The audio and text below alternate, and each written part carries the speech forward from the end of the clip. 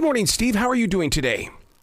Very well, Arrow. Nice to talk to you. How are you doing? Fantastic. Dude, I got to tell you what I have done with this album. I have a pair of those ocular goggles and I have a meditation app. And what I do is I turn off their music and I put on your album and I have the scenery of an ocean or a mountain.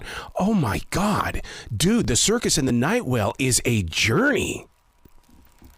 Yeah, well, that's interesting that you absorbed it while something else was going on. So that's, the difference between listening and hearing, isn't it? If you're concentrating on something else, it can have a very different effect on you. So that's a very interesting approach you got there.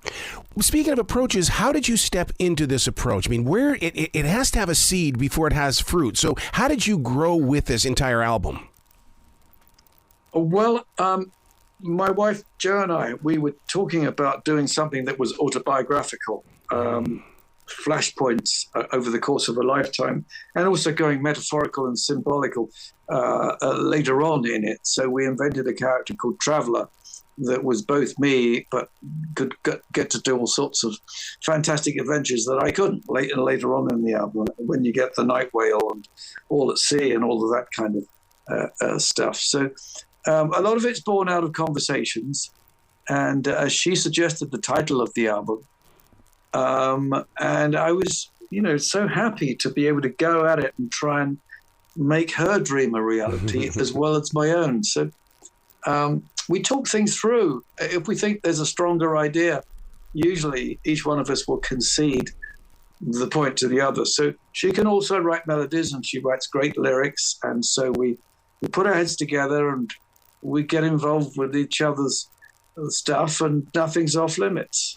See, I love hearing that, because collaborating and listening to each other is, to me, that is true love. And here we are on Valentine's Day, and that just right there showcases what it's all about.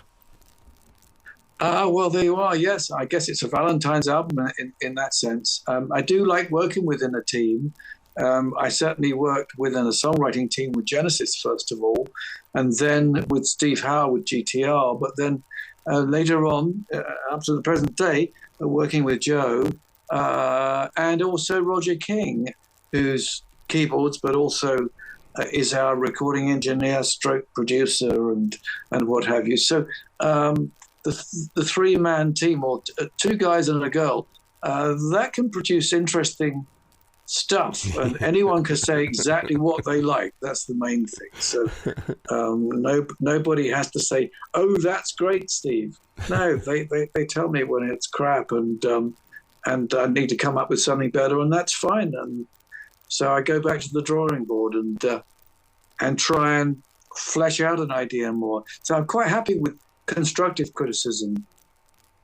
It reminds me of my studies with Julia Cameron with The Artist Way, in the way that she always said, display your art, put it out there, let other people hear it, so that you can learn to ignore your own personal disliking of something. And I love the fact that you can take it. You can take somebody saying, it's good, but let's lean this way instead.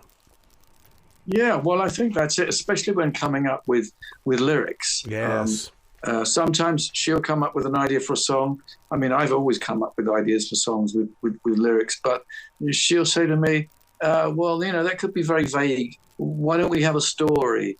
And okay, fine. Otherwise, my stuff might all come out a bit like I Am the Walrus on a bad day, And so she's not a great fan of the completely surreal when it comes to lyrics. She wants it to be about something. So she'll throw me a curveball every now and again, and she'll say, why don't we do a song about a Russian woman, for instance? And then we'll dream up a name like Natalia, for instance. And then it'll sit there for 6 months. These lyrics she's written out. And then I suddenly think to myself, what if we did it in the style of Prokofiev meets Tchaikovsky meets Stravinsky? And then we could make it truly cinematic. And I've got half a ballet in my mind and half a film, and keep it cinematic.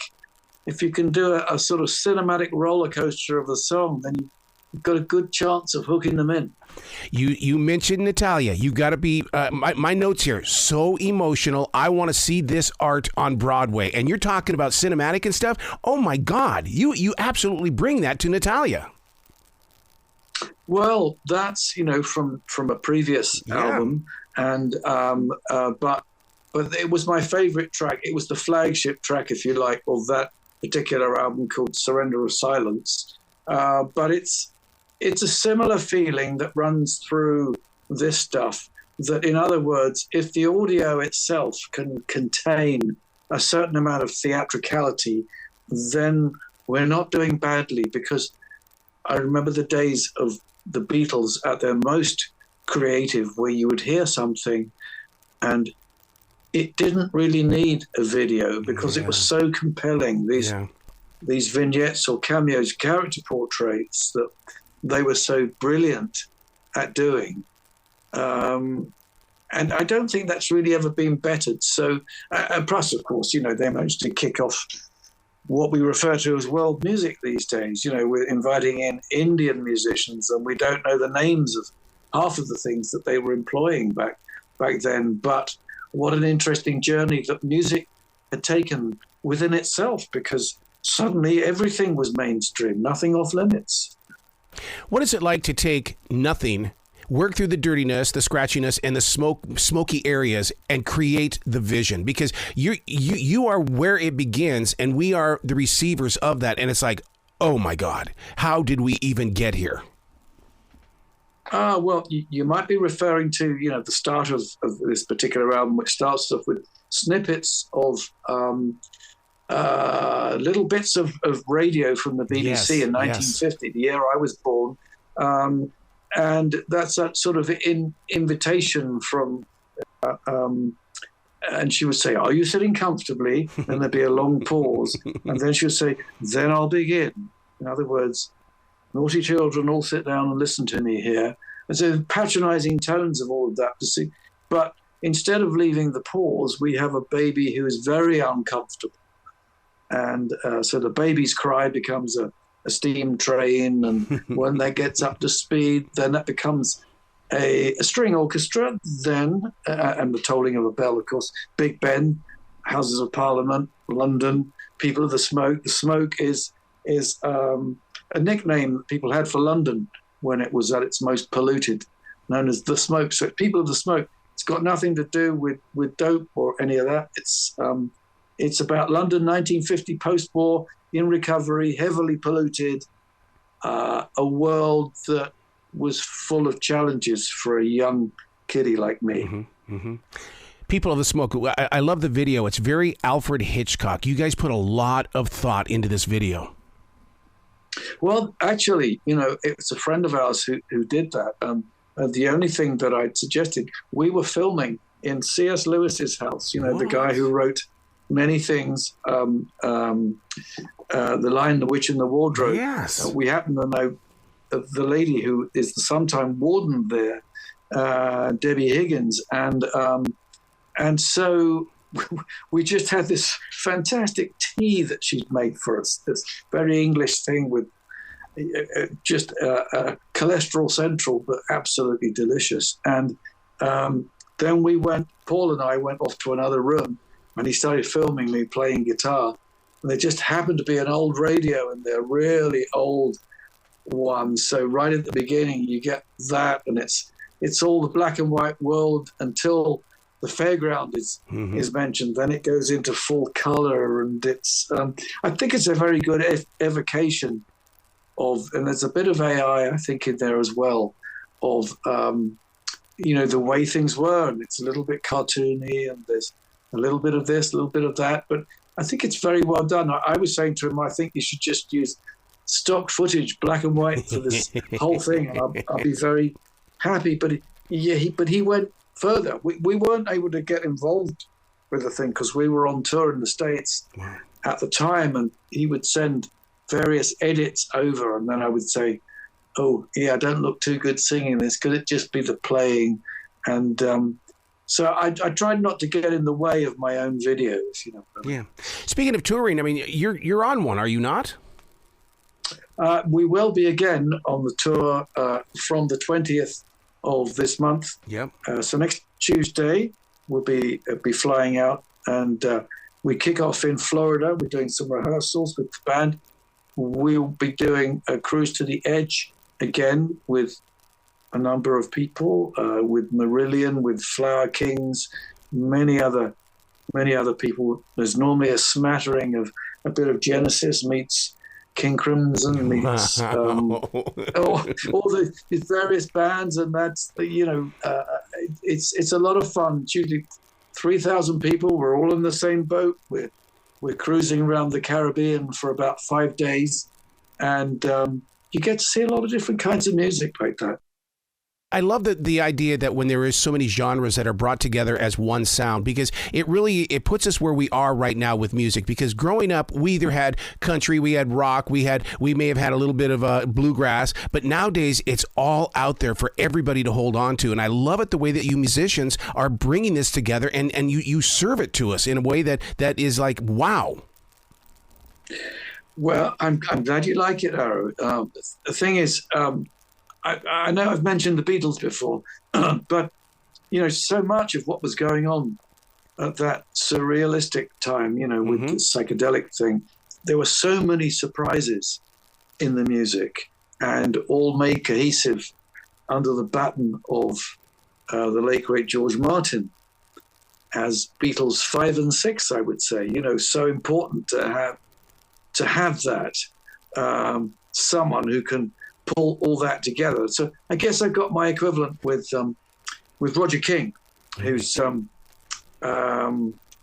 he's engineer, and so it's a bit like he's my Jeff Emmerich meets Ken Scott meets George Martin.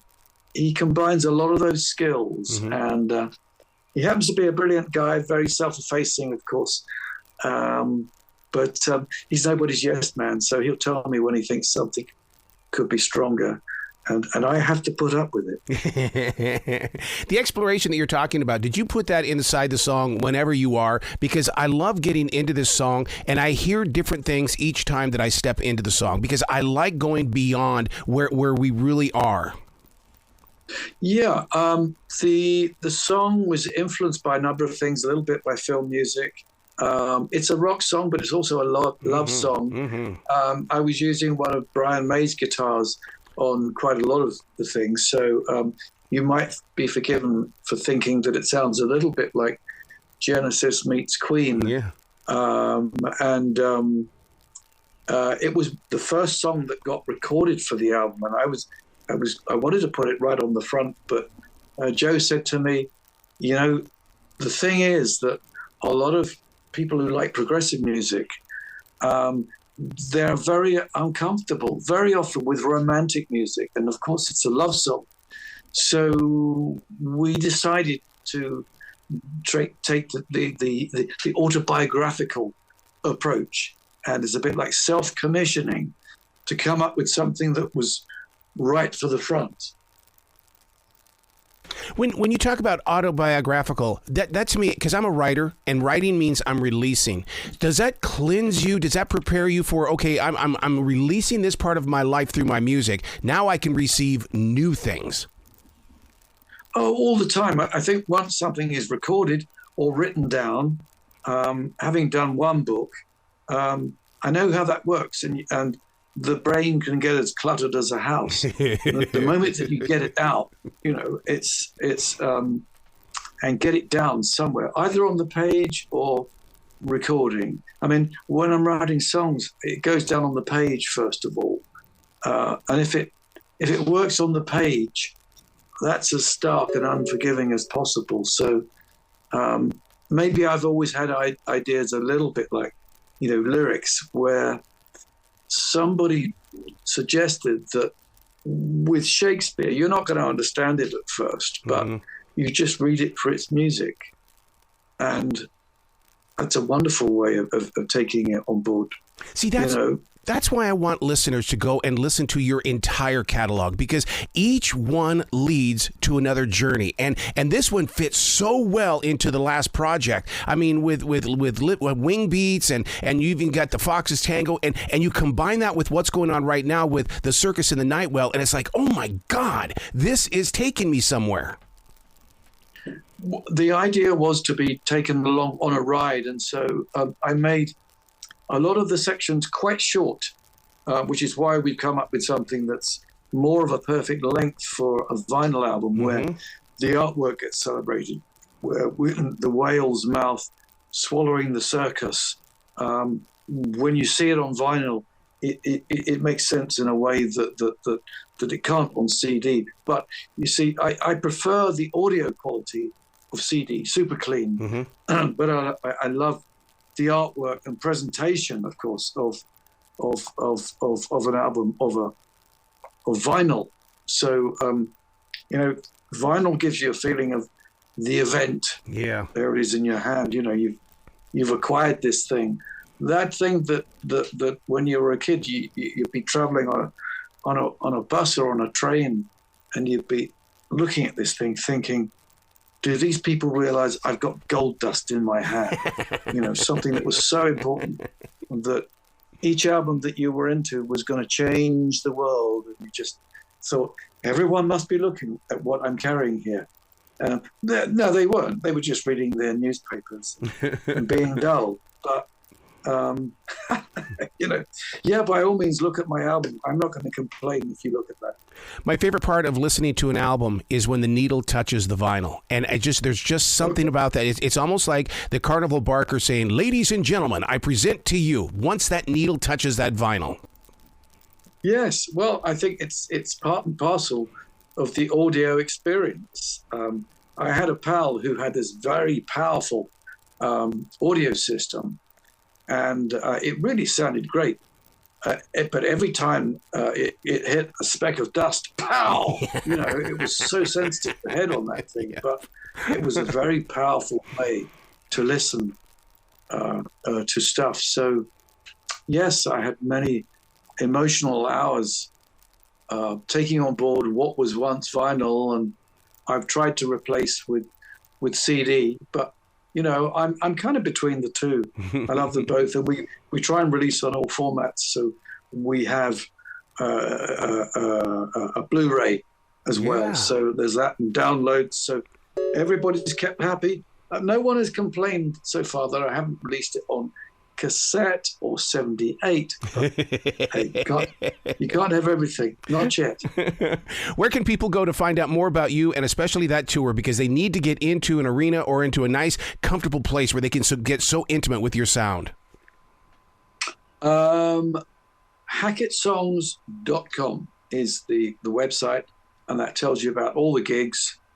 And that's really the knower of all things. It knows more things than I do about me. Please come back to this show anytime in the future. The door is always going to be open for you. Thank you. Really, really lovely talking to you. Well, you be brilliant today, okay, sir? Oh, I'll try my best. Okay. All the best to you. Cheers, Aaron.